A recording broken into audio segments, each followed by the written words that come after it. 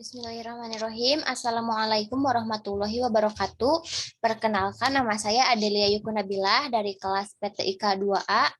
Saya di sini akan menjelaskan tugas mandiri bahasa Indonesia yang berjudul diksi.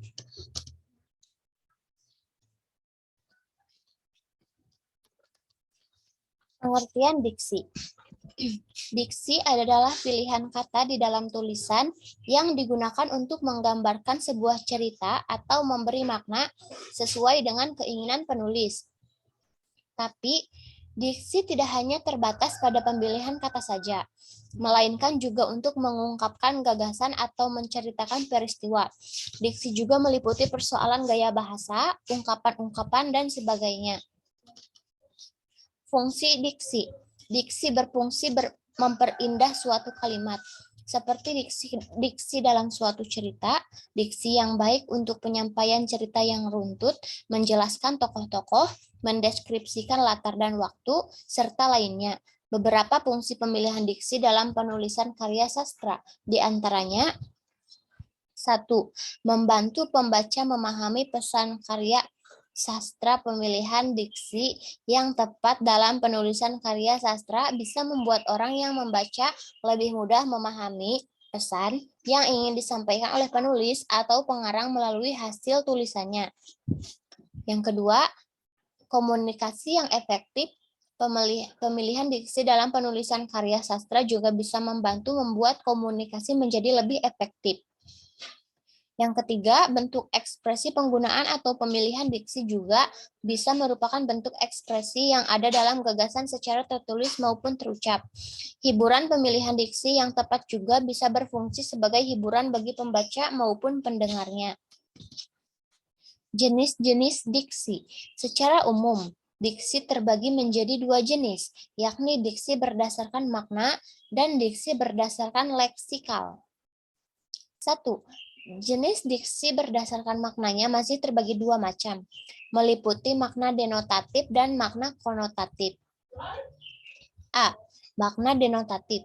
Jenis diksi berdasarkan makna denotatif adalah diksi dengan makna yang sebenarnya dari suatu kata atau kalimat. Dalam kata lain, makna denotatif adalah makna objektif tanpa membawa perasaan tertentu atau murni. Makna konotatif. Jenis diksi berdasarkan makna konotatif adalah diksi kata atau kalimat yang memiliki arti bukan yang sebenarnya. Makna konotatif juga bisa diartikan sebagai makna kias yang berkaitan dengan nilai rasa. 2. Diksi berdasarkan leksikal. Jenis-jenis diksi berdasarkan leksikal juga terbagi menjadi beberapa macam. Antara lain, 1. Sinonim. Sinonim merupakan dua kata atau lebih yang memiliki persamaan makna. Penggunaan diksi sinonim bertujuan untuk membuat apa yang dituliskan menjadi lebih sesuai dengan ekspresi yang ingin diungkapkan. Kedua, antonim. Antonim adalah pemilihan diksi atau kata yang memiliki makna berlawanan atau berbeda. 3. Homonim. Homonim merupakan pemilihan diksi yang memiliki pelafalan dan ejaan sama, tetapi artinya berbeda satu sama lain. Yang keempat, homofon. Homofon adalah pemilihan diksi yang memiliki ejaan dan makna berbeda, tetapi pelafalannya sama. Adapun contoh diksi berdasarkan leksikal homofon, seperti bang dan bang, itu sama tapi berbeda arti. 5. Homograf. Homograf adalah kata yang memiliki lafal dan arti berbeda, tetapi ejaannya sama. 6. Polisemi. Polisemi adalah diksi atau frasa kata yang memiliki lebih dari satu arti, seperti bunga dan kepala. 7. Hipernim. Hipernim merupakan diksi yang mewakili banyak kata lainnya atau mencakup makna kata lainnya. 8. Hiponim. Hiponim merupakan diksi yang bisa terwakili oleh kata hipenim. Contoh, pemilihan diksi berdasarkan leksikal hiponim seperti ada binatang liar di kebun binatang yang meliputi gajah, singa, buaya, rusa, kuda, dan lainnya. Syarat-syarat diksi. Diksi biasanya digunakan sebagai cara untuk menentukan suatu tuturan bahasa. Syarat utama penggunaan diksi adalah adanya sejumlah kata yang mirip.